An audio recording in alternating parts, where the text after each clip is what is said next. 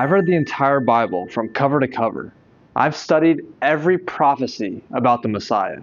And after doing so, I believe many of you are misinformed about who the Messiah really is. In this video, I'm going to show you exactly what the Bible says about the Messiah and what to expect in the Messianic Age. I truly think that this video may be life-changing for you, so let's get into it. First, what exactly is the Messiah? Well, the English word Messiah is actually derived from the Bible's Hebrew word Mashiach. And contrary to what many people think, Mashiach doesn't mean savior. It actually means anointed, and it usually refers to a person initiated into God's service by being anointed with oil. In the Bible, there are actually many Mashiachs, many Messiahs. In fact, all kings and high priests were anointed with oil, and thus all of them are Mashiachs. They're all Messiahs. Now, there are many verses that we could use, but 1 Samuel 26 verse 11 shows David referring to King Saul as a Messiah. Again, the Bible is full of Messiahs, so much so that nowhere does the Bible only speak of one, the Messiah.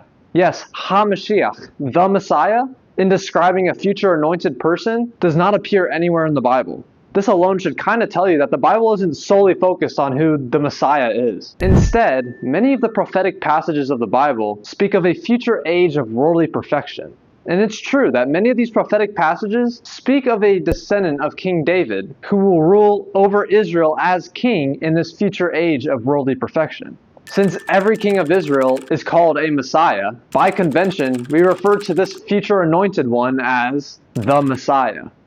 But how will we be able to recognize this future Messiah? Now, if you haven't read the Bible, it's important for you to know there aren't any passages about what this person will look like, the color of his hair, his eyes, how tall he is. So how will we be able to recognize this Messiah? We will be able to recognize the future anointed king by first realizing that we are in the time of complete perfection and then looking at who is king over Israel. But how do we know when this complete perfection has arrived? Well, the Bible is extremely clear, but I don't want you to take my word for it. I want to delve into 3 prophecies that I think cover the majority of what this age of perfection will look like. There are many such prophecies, but I doubt you guys all want to hear all of them, so I'm going to post a lot of them in the video description. But let's start with our first one, Zechariah 8 verses 7 to 23. And I'm not going to skip any passages, so you know that I'm being dead honest with you. He starts, "So said the Lord of hosts, behold, I will save my people from the land of the east and from the land of the west, and I will bring them, and they shall dwell in the midst of Jerusalem." Here's where we have our first point about the future age. There will be an ingathering of all of the Jewish exiles back to Israel. As Isaiah 11 verse 12 prophesies, he will raise a banner for the nations and gather the exiles of Israel. He will assemble the scattered people of Judah from the 4 quarters of the earth. God in Zechariah continues, "And they shall be my people, and I shall be their God, in truth and in righteousness." Here's where we have our second point. The Jewish people's return to God and the Torah. To corroborate, God in Jeremiah 31 says, "I will place my law in their midst, and I will inscribe it upon their hearts, and I will be their God, and they shall be my people." Ezekiel 36:27 similar, "And I will put my spirit within you and bring it about that you will walk in my statutes and you will keep my ordinances and do them." These verses mean that the Jews will follow Torah law, and none of them will intentionally sin. Let's move on. "So said the Lord of hosts, that your hands be strong, you who hear in these days these words from the mouth of the prophets that were in the day that the foundation of the house of the Lord of hosts was laid, even the temple, that it might be built." Here we have our third point, a rebuilding of the holy temple in Jerusalem. As Micah 4 verse 1 prophesies, "And it shall be at the end of days," the future Messianic age, "that the mountain of the Lord's house shall be firmly established at the top of the mountains, and it shall be raised above the hills, and people shall stream upon it." We know that the mountain of the Lord's house is the Temple Mount in Jerusalem. Let's continue. "For before those days there was no hire for man, neither was there any hire for beast. And for him that went out or came in there was no peace because of the adversary. And I would incite all men, each one against his neighbor. But now I am not the same to the remnant of this people as in the early days, said the Lord of hosts.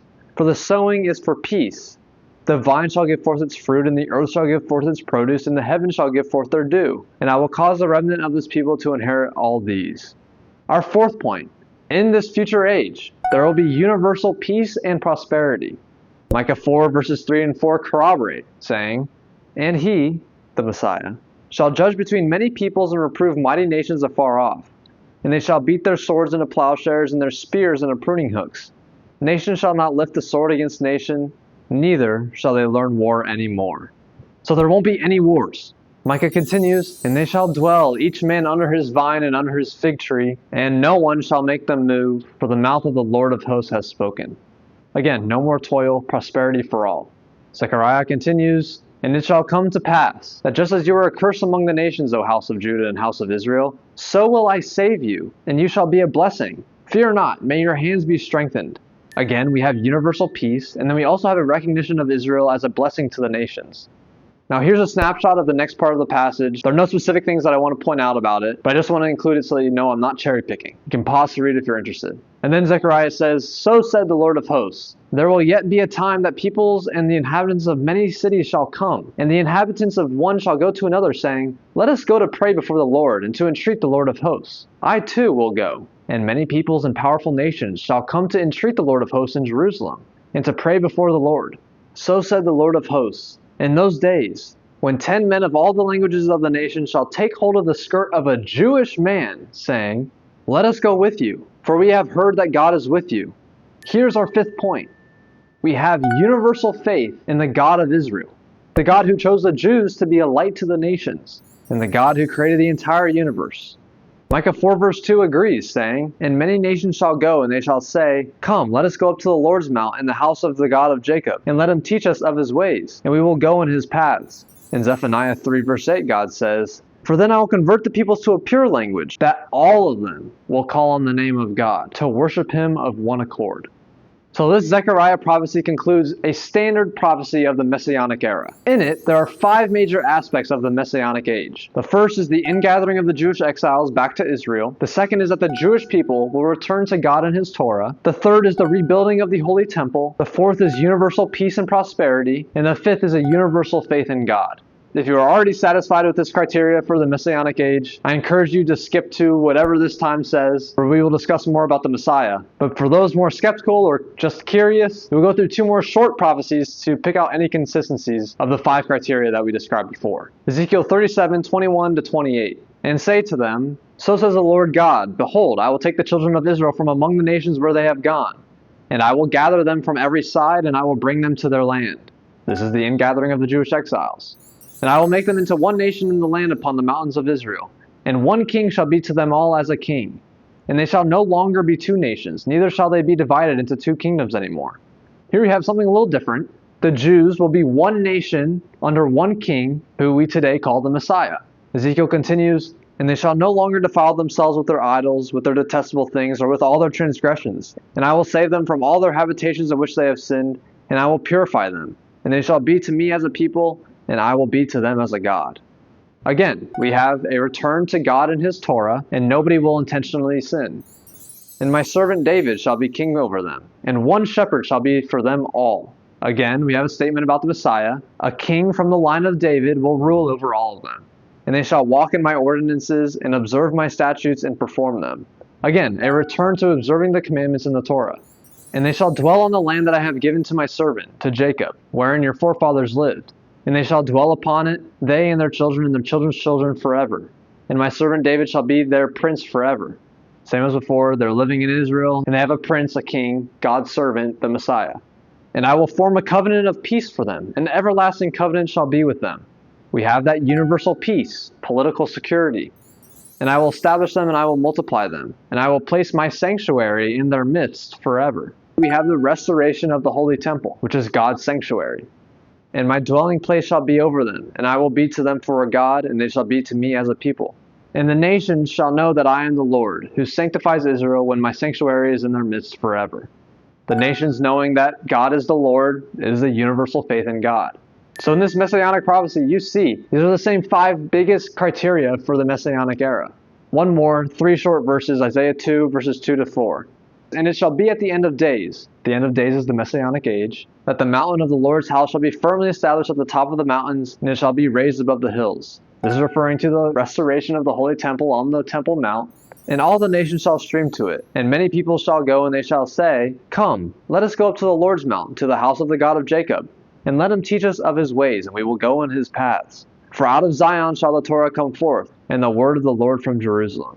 Again, here we have a return to the Torah and a universal faith from the nations in the God of Israel. As Isaiah 11 verse 9 says, "The earth will be full of the knowledge of the Lord as the waters cover the sea." Isaiah continues, "And he shall judge between the nations and reprove many peoples." This is referring to the Messianic king, which we'll touch on in a bit.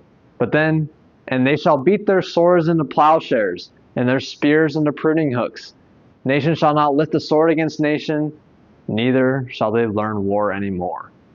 Universal peace. Again, I promise you, the verses are extremely clear. Please go to this video's description for more verses. So what do these prophecies tell us about who the Messiah will be? Well, from the verses we've read, and from others throughout the Bible, we know that the Messiah is a future mortal king of Israel. He will be a direct descendant of King David through King Solomon. He will rule over a united Jewish people in the land of Israel. He will be anointed, just as every legitimate king was, officially making him a Messiah, and he will lead the nation in full observance of the Torah. We also know, especially from Isaiah 11, that this king will be filled with the Spirit of the Lord, with wisdom, understanding, and knowledge to apply the Torah, and he will govern with fairness and integrity, ensuring that justice is upheld for all. As the shepherd of Israel, he will guide and protect the nation, ensuring its security and faithfulness to God's covenant. Finally, we know that his reign will coincide with universal peace, the rebuilding of the temple, the ingathering of the exiles, and the world's recognition of the God of Israel. So how do we know when this person has come? When we can look around and realize that we are living in the world of perfection that is outlined in the Bible. When we can confidently say yes to each of these questions. Are all of the Jews living in Israel? Are all of the Jews keeping God's commandments in the Torah? Is the Holy Temple standing in Jerusalem? Is there universal peace, universal prosperity? And is there a universal faith in the God of Israel, the one true God who created everything? If any of your answers to these questions is no, you are not living in the Messianic Age, and thus you cannot identify who the Messiah is. At the recording of this video, every one of these answers are no. Moreover, there has never been a point in history when all these answers have been yes, or even close to yes. With this knowledge, we can definitively say that the Messiah has not come and is not here. Now I would like to talk about some popular misconceptions about who the Messiah is. Popular thoughts that after reading the Bible, I have seen no ground for. First, many people think that we need to believe in the Messiah or else. This may shock you, but there are actually no passages that talk about believing in the Messiah. Why would this be? Just think. Why would believing in the Messiah not be mentioned? Probably because it will be super obvious when the Messiah is here. There won't be any wars. Everybody will love God. Nobody will intentionally sin. The Holy Temple is in Jerusalem. All of these things. Believing in the Messiah is senseless. All we'd have to do is just realize that we're in the Messianic Age and just look at who the King of Israel is.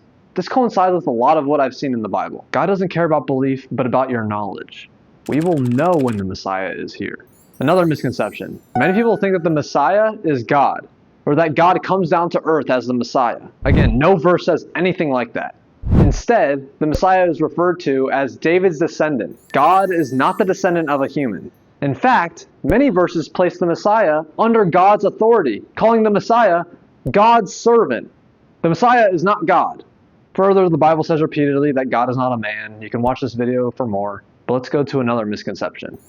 The Messiah will die, resurrect, and then come back to earth for a second time. Again, no verse says anything like this. In fact, they actually say the opposite. They describe the Messiah's reign as unbroken. The peace, the justice, the knowledge of God will happen in his days before he dies.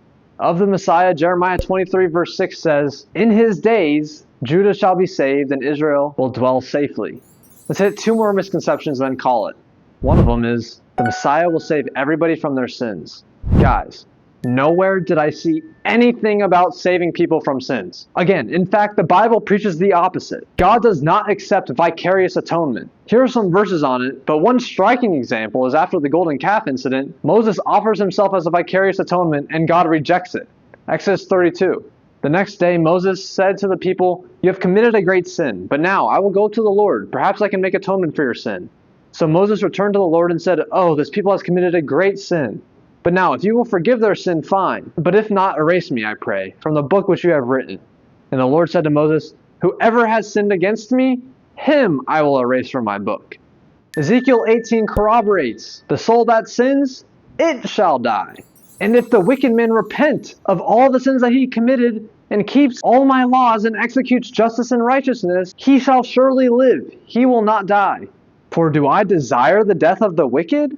Is it not rather in his repenting of his ways that he will live?